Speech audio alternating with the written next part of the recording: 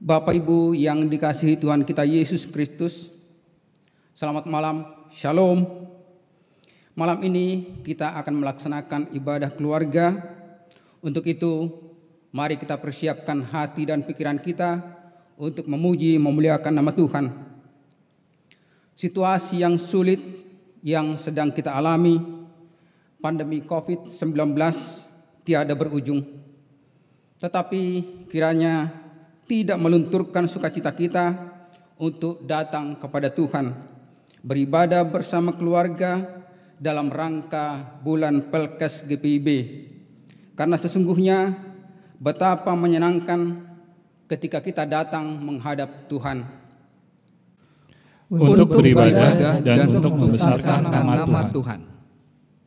Betapa menyenangkan ketika kita hadir dan bersekutu bersama dalam nama Tuhan. Untuk mendengarkan perintah dan petunjuk Tuhan dalam firman-Nya. Mari kita sujud menyembahnya, berlutut di hadapan Tuhan yang menjadikan kita.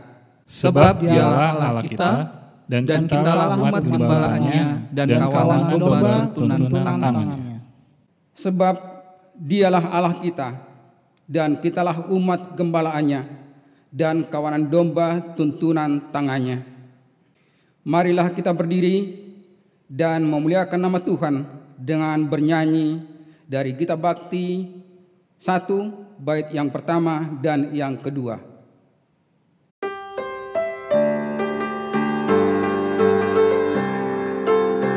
Pujilah Sang Pencipta Maha Mulia, pujilah Dia hai segala makhluknya.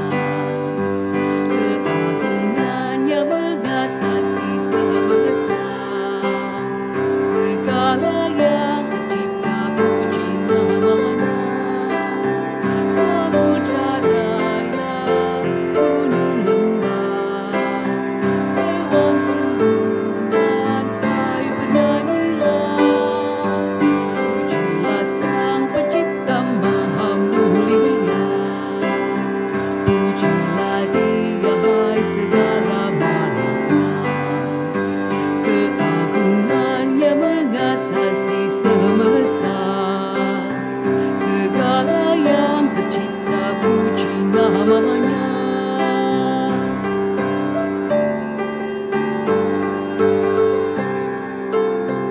Pujilah Sang Pencipta Maha Mulia, pujilah Dia hai segala makhluknya. Keagungannya mengatasi semesta, segala yang tercipta puji namanya. Tua dan muda, hai ikutlah, angkat suaramu, nyanyi bergema. Pujilah Sang Pencipta Maha Mulia, pujilah Dia hai segala makhluknya. Keagungannya mengatasi semesta, segala yang tercipta puji namanya.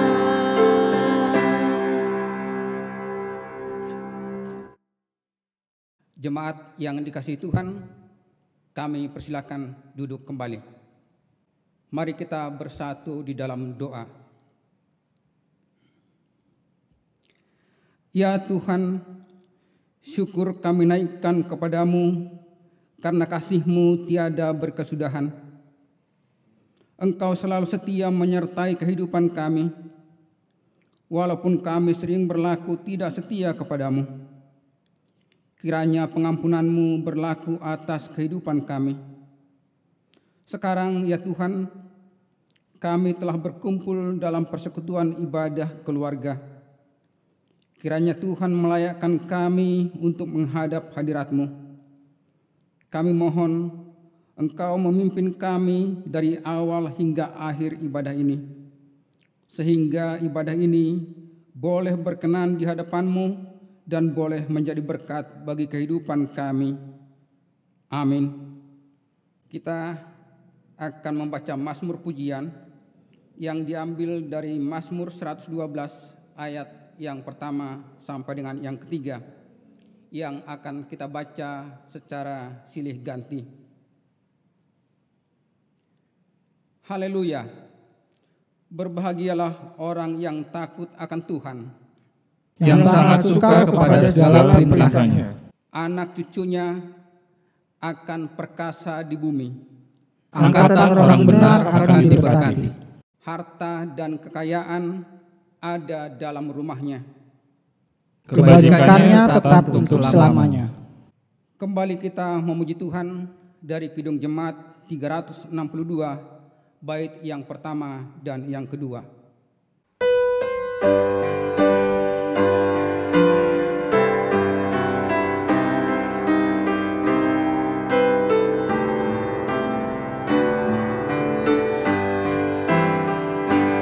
Aku milik-Mu, Yesus Tuhanku, ku dengar suara-Mu. Ku merindukan datang mendekat dan diraih oleh-Mu. Raih aku dan dekatkanlah pada kaki salib-Mu. Raih aku, raih dan dekatkanlah ke sisi-Mu, Tuhanku.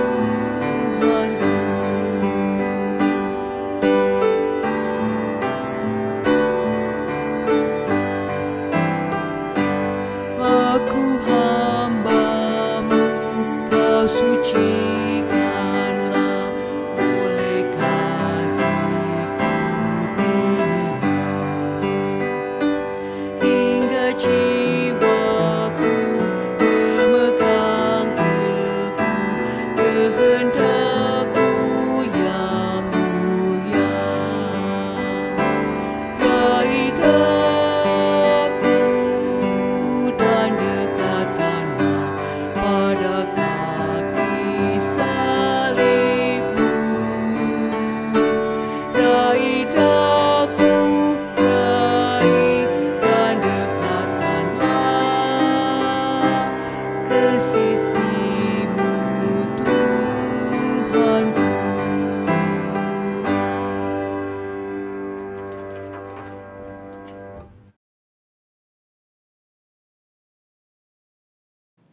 Bapak Ibu yang dikasihi Tuhan, kita akan masuk ke dalam firman. Tapi sebelum kita masuk ke dalam firman Tuhan, marilah kita mohon bimbingan Roh Kudus, kita berdoa.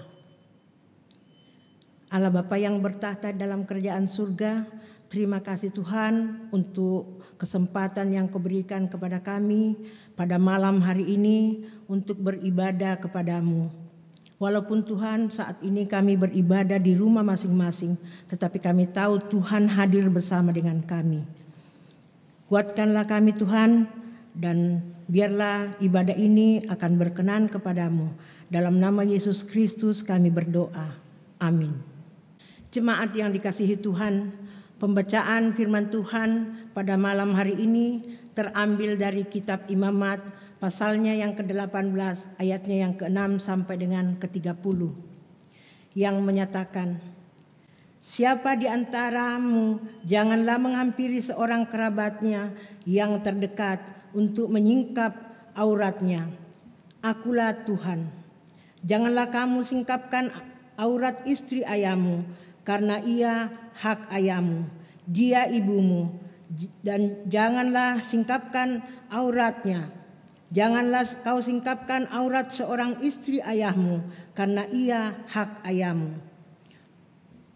Mengenai aurat saudaramu perempuan, anak ayahmu atau anak ibumu, baik yang lahir di rumah ayahmu maupun yang lahir di luar, janganlah kau singkapkan auratnya. Mengenai aurat anak perempuan dari anakmu laki-laki atau anakmu perempuan, janganlah kau singkapkan auratnya, karena dengan begitu engkau menodai keturunanmu. Mengenai aurat anak perempuan dari seorang istri ayahmu yang lahir pada ayahmu sendiri, janganlah kau singkapkan auratnya, karena ia saudaramu, saudara perempuanmu. Janganlah ayahmu, karena ia kerabat ayahmu. Janganlah kau singkapkan aurat saudara perempuan ibumu, karena itu kerabat ibumu. Janganlah kau singkapkan aurat istri saudara laki-laki ayahmu.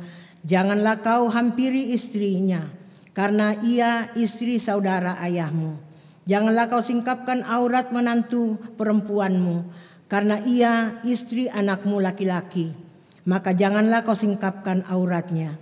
Janganlah kau singkapkan aurat istri saudaramu laki-laki, karena itu hak saudaramu laki-laki. Janganlah kau singkapkan aurat seorang perempuan, anak perempuan. Janganlah kau singkapkan anak perempuan dari anaknya laki-laki atau dari anaknya perempuan untuk menyingkapkan auratnya, karena mereka adalah kerabatmu. Itulah perbuatan mesum. Janganlah kau ambil seorang perempuan sebagai madu kakaknya untuk menyingkapkan auratnya di samping kakaknya selama kakaknya itu masih hidup. Janganlah kau hampiri seorang perempuan pada waktu cemar kainnya yang menajiskan untuk menyingkapkan auratnya. Dan janganlah engkau bersetubuh dengan istri sesamamu sehingga engkau menjadi najis dengan dia. Janganlah kau serahkan seorang dari anak-anakmu untuk dipersembahkan kepada Molok, supaya jangan engkau langgar kekudusan nama Allahmu. Akulah Tuhan. Janganlah engkau tidur dengan laki-laki seorang bersetubuh dengan perempuan, karena itu suatu kekejian. Janganlah engkau berkelamin dengan binatang ataupun sehingga engkau menjadi najis dengan binatang itu. Seorang perempuan janganlah berdiri di depan seorang binatang untuk berkelamin, karena itu suatu perbuatan keji. Janganlah kamu menajiskan dirimu dengan semua itu, sebab dengan semua itu bangsa-bangsa yang akan kau lakukan dengan di depan telah menjadi najis. Negeri itu telah menjadi najis, dan aku telah membatasi kesalahan-kesalahan kepadanya, sehingga negeri itu memuntahkan penduduknya. Tetapi kamu ini haruslah tetap berpegang pada ketetapanku dan peraturanku, dan janganlah kamu melakukan sesuatu pun dari segala kekejian itu, baik orang Israel maupun orang asing yang tinggal di tengah-tengahmu. Karena segala kekejian itu telah dilakukan oleh penghuni negeri yang sebelum kamu, sehingga negeri itu sudah menjadi najis, supaya kamu jangan dimuntahkan oleh negeri itu apabila kamu menajiskan seperti telah dimuntahkan bangsa yang sebelumnya kamu. Karena setiap orang yang melakukan sesuatu yang dari segala kekejian itu, orang itu harus dilenyapkan di tengah-tengah bangsa. Dengan demikian, kamu harus tetap berpegang pada kewajibanmu terhadap aku, dan jangan kamu melakukan sesuatu dari kebiasaan yang keji itu yang dilakukan sebelum kamu, dan janganlah kamu menajiskan dirimu dengan semuanya itu. Akulah Tuhan Allahmu. Demikianlah pembacaan firman Tuhan. Haleluya. Haleluya, haleluya, haleluya.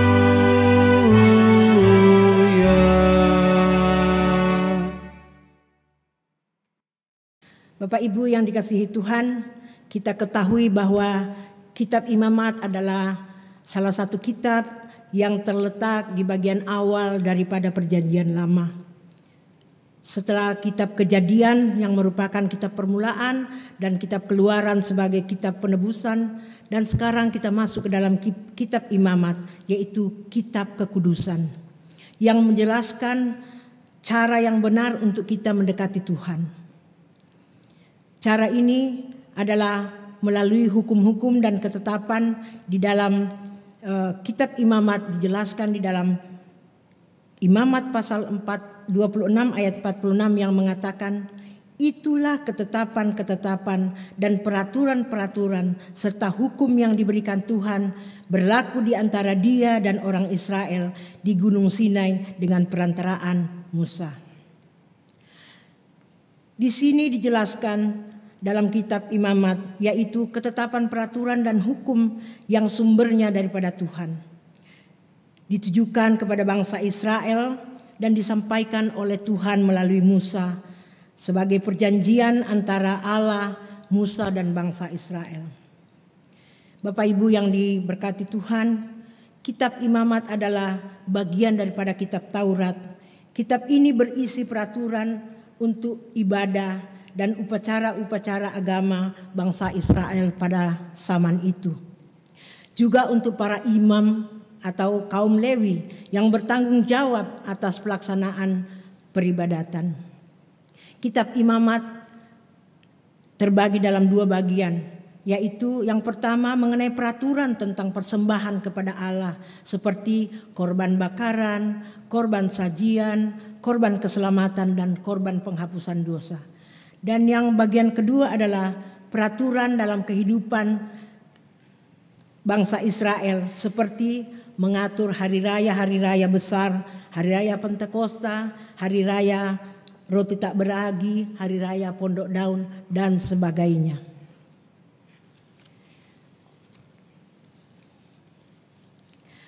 Kitab Imamat ditutup dengan peraturan untuk membayar nasar, penebusan, dan perpuluhan.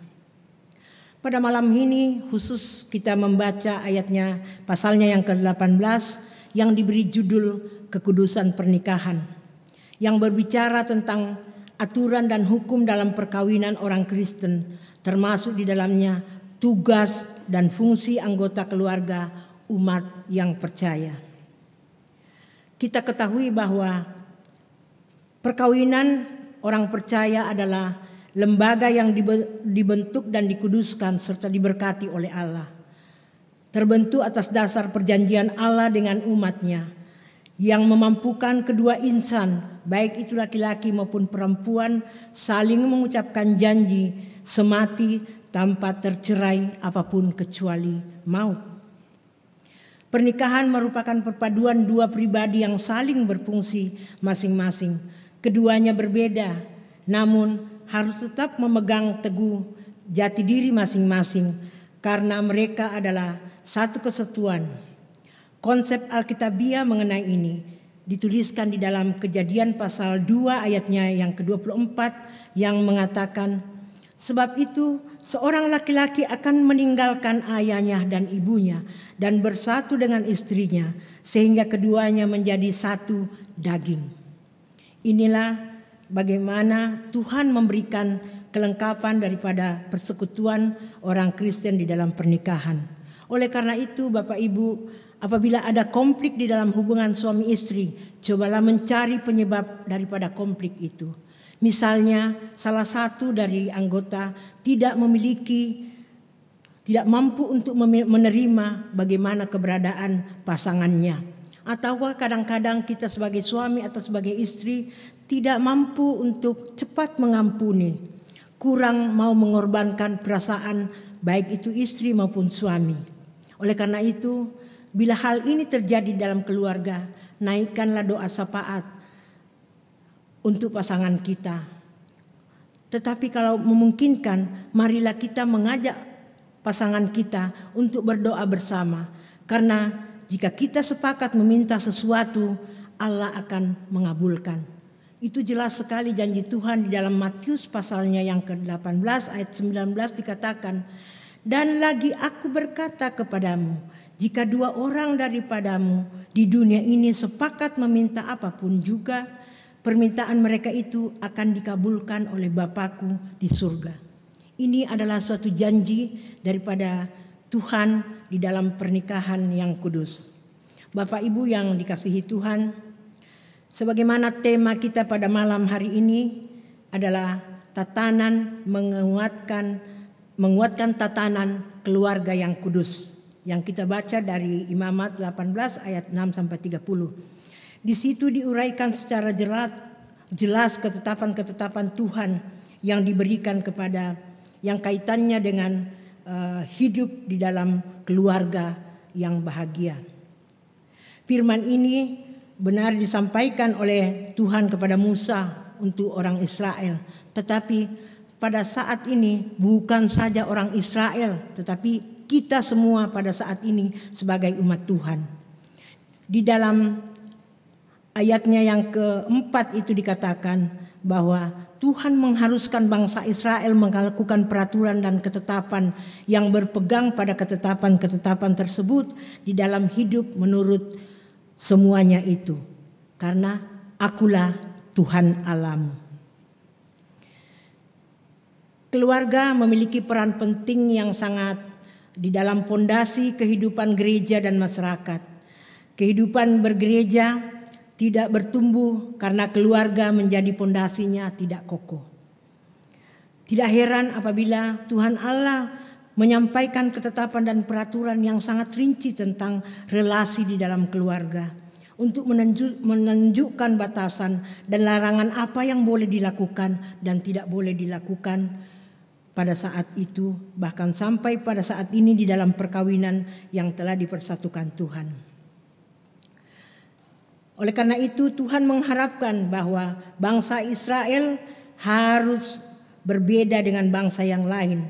Tidak boleh mengikuti kebiasaan-kebiasaan bangsa Mesir di mana mereka dulu menjadi budak dan bangsa Kanaan di mana Allah menempatkan mereka.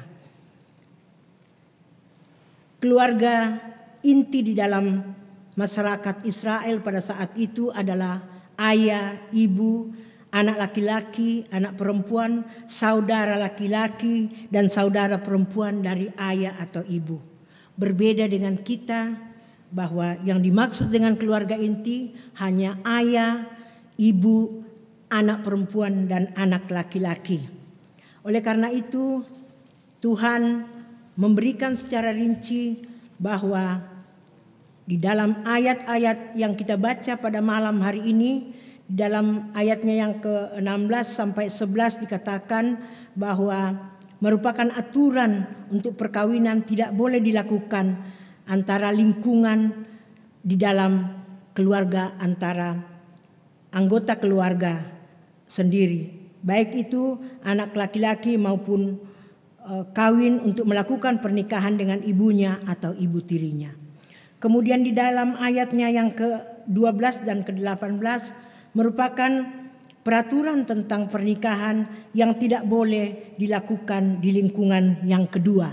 Artinya yang ring yang kedua itu adalah saudara bapak yang perempuan atau saudara ibu yang perempuan, tante dalam hal ini, kemudian anak mantu, cucu ataukah ipar. Itu semua dilarang di dalam pernikahan keluarga.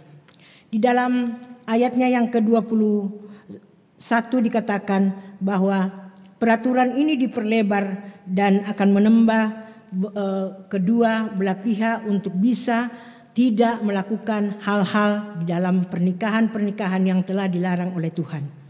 Oleh karena itu pada ayatnya yang ke-24 dan sampai dengan 30 dikatakan bahwa siapapun yang melanggar aturan-aturan tersebut harus disingkirkan dan dilenyapkan.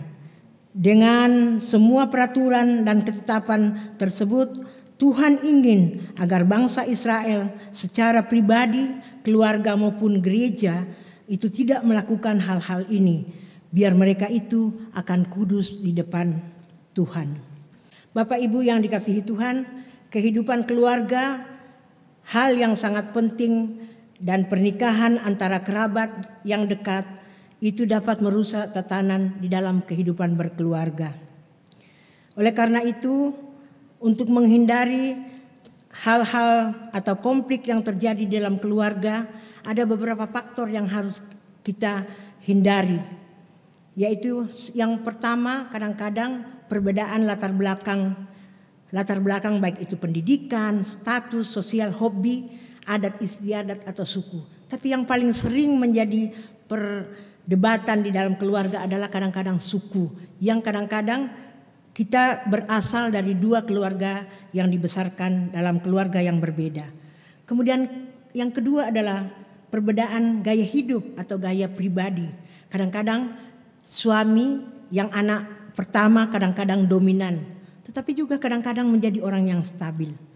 Kemudian tipe yang lain adalah tipe-tipe pribadi yang lain adalah kadang-kadang kita menjadi sanguinis, yaitu mau menjadi orang yang populer, ataukah kita mau menjadi orang yang melankolis, yaitu orang yang perfeksionis, apa-apa semuanya pakai pertimbangan.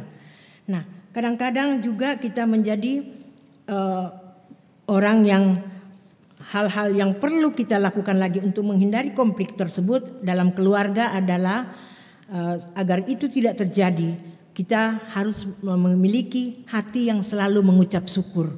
Karena orang yang sering mengucap syukur itu tidak akan pernah terjadi untuk selalu mengucapkan syukur terus kepada Tuhan, tidak akan terlibat di dalam konflik. Karena di dalam Ibrani pasal 13 ayat 15 dikatakan, sebab itu marilah kita oleh Dia senantiasa mempersembahkan korban syukur kepada Allah, yaitu ucapan bibir yang memuliakan namanya. Hal lain yang paling sering itu jangan bosan mengatakan terima kasih kepada pasangan, walaupun itu hanya merupakan sesuatu yang kecil, tetapi kadang-kadang dengan ucapan terima kasih itu merupakan magic word atau suatu ucapan yang sangat memberikan kebanggaan, penghargaan bagi orang yang mendengarkan.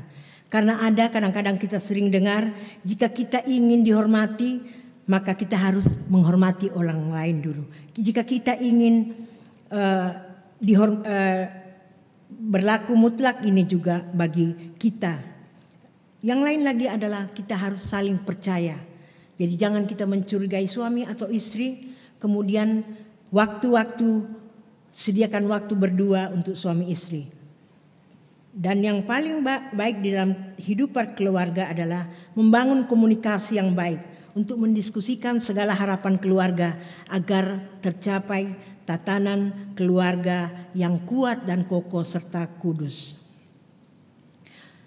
Oleh karena itu,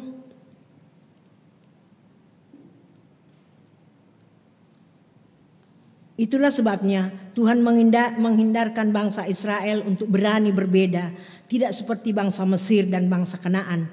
Sebab Allah berfirman, maka haruslah kamu menguduskan dirimu dan haruslah kamu kudus, sebab aku ini kudus. Perintah ini bukan saja ditujukan kepada orang Israel, tetapi juga kita sekarang ini yang beranjak hidup di dalam kebiasaan yang baru atau a new normal life. Selama masa pandemi COVID-19 ini, kebiasaan kita dibongkar habis-habisan. Mau tidak mau kita harus hidup dengan kebiasaan yang baru. Untuk berani berbeda, maka kita semua dipanggil untuk hidup, menjaga kekudusan bersama keluarga yang kita kasihi. Selama masa pandemi COVID-19 ini, kita berkesempatan untuk memaksimalkan waktu, prioritas, dan hati kita untuk keluarga yang kita cintai. Oleh sebab itu, bangunlah relasi keluarga dan rawatlah sikap saling menghormati dalam keluarga. Itulah yang diinginkan Tuhan. Maka percayalah, hidup kita pasti akan bahagia dan akan menguatkan tatanan keluarga kita yang kudus. Tak ada lagi yang dapat menandingin kebahagiaan sejati jika bersama dengan keluarga. Bergelimang harta pun bila kita tidak membuat bahagia apabila keluarga kita berantakan. Tidak menjaga kekudusan pernikahan kita. Tidak ada kebahagiaan apabila saling mengkhianati dan mengotori apa yang telah dipersatukan Tuhan.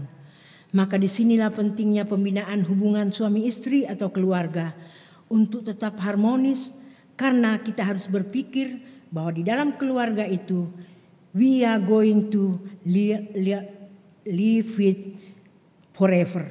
Jadi kapanpun kita akan harus hidup bersama karena tidak ada perceraian di dalam umat Kristiani. Jadikanlah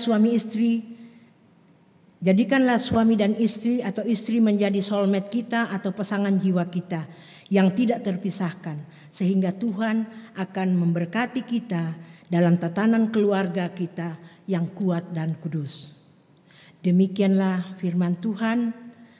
Tuhan memberkati kita selalu. Amin.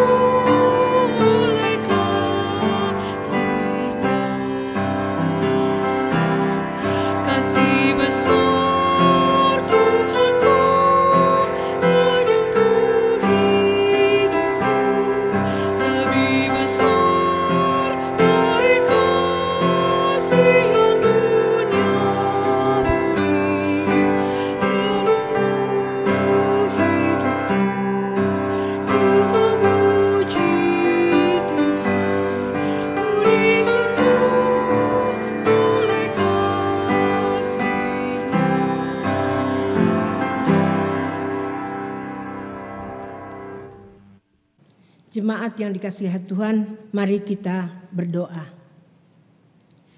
Bapa yang maha baik, Bapa yang telah memberikan kami waktu untuk duduk bersama dengan Engkau di sekitar firman-Mu. Tuhan, mampukanlah kami untuk bisa melakukan firman-Mu ini di dalam kehidupan kami. Teristimewa, mampukan kami untuk menjadi keluarga-keluarga yang tangguh dan kudus di dalam gereja-Mu. Oleh karena itu Tuhan, biarlah melalui firman ini kami masing-masing bisa merenungkan dalam kehidupan kami agar kami tetap setia dan taat kepadamu. Pada malam hari ini juga Tuhan, kami berdoa untuk kegiatan bulan Pelkes yang akan dimulai pada bulan Juni ini.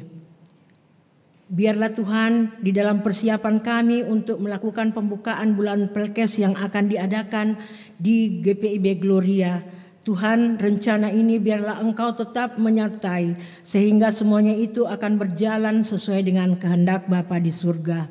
Persiapkan semua tim yang akan melaksanakan kegiatan ini, biarlah semuanya itu mereka akan betul-betul melakukan sesuai dengan kehendak Bapa di surga saja. Saat ini juga Tuhan, kami rendah hati di hadapan hadirat-Mu dan berdoa untuk bangsa dan negara kami. Teristimewa Tuhan di dalam situasi dan kondisi karena adanya pandemi COVID-19 Tuhan. Tuhan, lindungi kami Tuhan, teristimewa para pemimpin kami. Berikan mereka kebijakan Tuhan sehingga mereka mampu melakukan keputusan-keputusan yang sesuai dengan kehendak Tuhan. Di dalam melaksanakan bagaimana kami untuk bisa terhindar dari situasi ini. Kami juga berdoa untuk para dokter dan para medis yang menjadi garda terdepan untuk situasi ini Tuhan. Biarlah Tuhan memberikan mereka kesehatan yang sempurna sehingga mereka melakukan semua itu dengan kasih dan sayang Tuhan. Termasuk Tuhan orang-orang yang menderita. Biarlah Tuhan melalui bilur-bilur-Mu Engkau bisa menyembuhkan bagi mereka yang terkena COVID-19 ini. Kami juga berdoa untuk warga jemaat GPIB Gloria yang terdampak karena pandemi COVID-19 ini Tuhan, baik itu di dalam kegiatannya sehari-hari akan terhambat dalam pekerjaan ataukah mereka yang kehilangan pekerjaan Tuhan.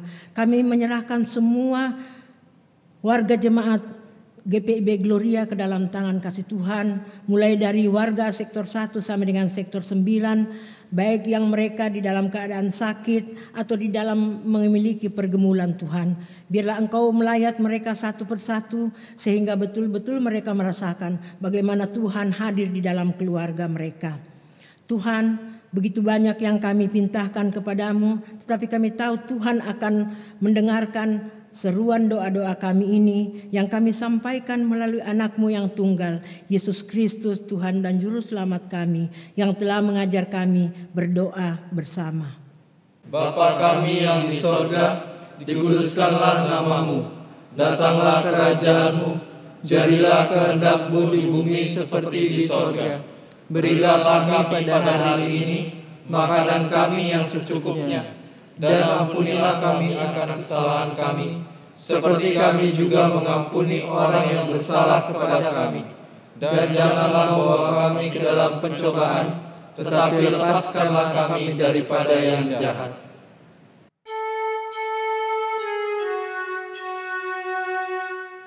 Karena Engkaulah yang mempunyai kerajaan dan kuasa dan kemuliaan sampai selama-lamanya. Amin.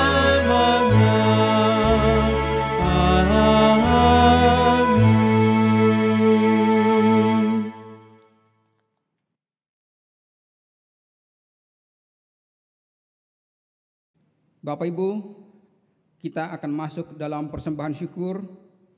Mari kita akan memberikan yang terbaik untuk hormat dan kemuliaan bagi nama Tuhan. Persembahan yang akan kita bawa kepada Tuhan merupakan bukti bahwa dalam kehidupan yang terkadang begitu sakit, Ia tetap setia memelihara kehidupan gerejanya. Kerelaan hati dan kejujuran dalam memberi persembahan kepada junjungan kita, Yesus Kristus, adalah wujud kesetiaan kita dan rasa terima kasih kepada Tuhan Yesus Kristus. Maka dengan ketulusan kita memberi persembahan dengan hati yang bersyukur dan tangan yang terbuka untuk memuliakan namanya. Sementara memberikan persembahan, marilah kita menyanyikan Kidung Jemaat 291, bait yang pertama dan yang keempat.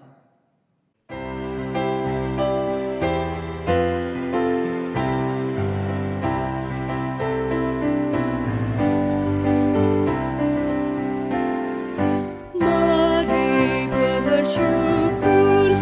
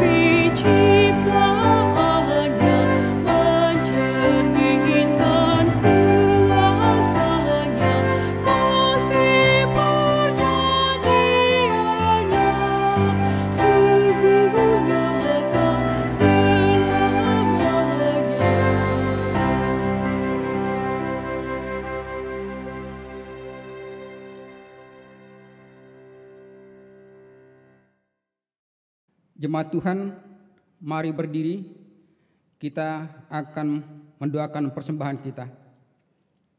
Kita berdoa. Ya Tuhan Yesus, kami bersyukur kepadamu karena kasih dan pengorbanan-Mu mendorong kami untuk memberi persembahan sukarela ini. Kami sadar bahwa persembahan kami ini tidak sebanding dengan korban tubuh dan darah-Mu yang Engkau persembahkan bagi kami dan dunia ini. Terima serta kuduskanlah ya Tuhan, agar berguna untuk pelayanan kasih dan keadilan demi kemuliaan-Mu. Amin. Jemaat dipersilakan duduk kembali.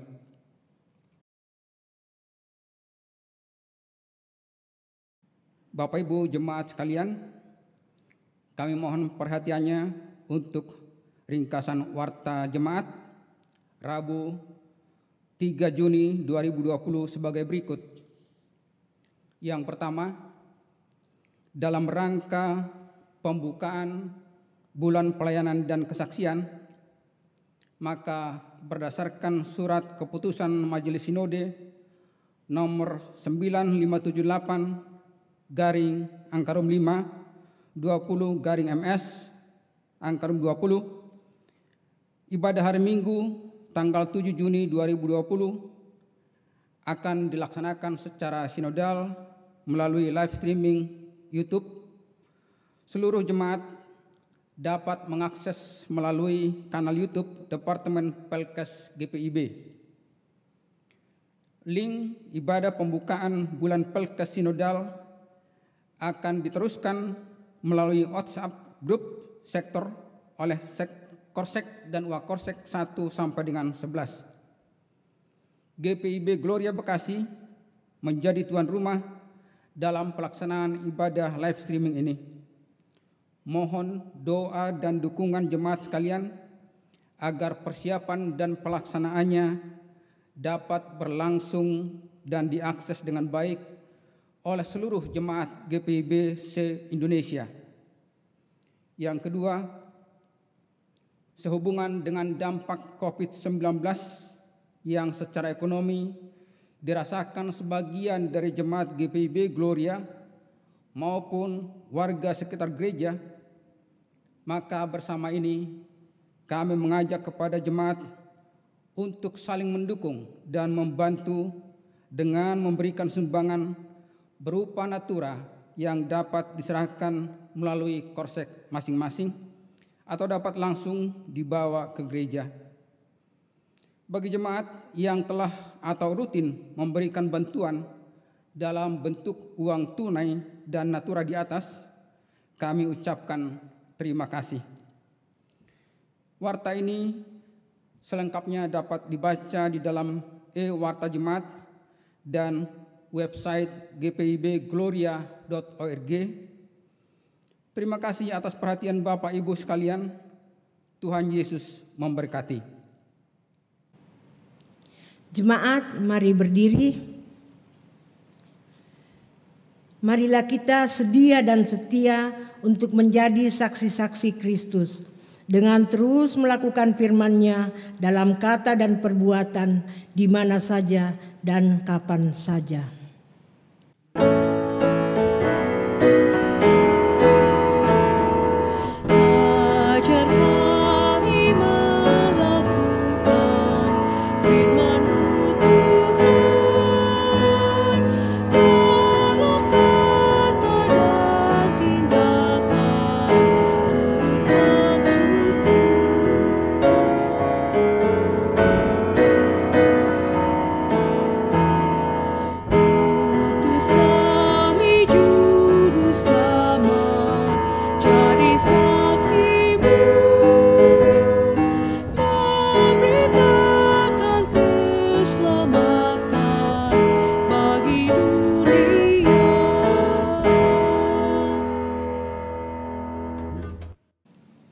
Arahkanlah hatimu kepada Tuhan dan terimalah berkat-Nya.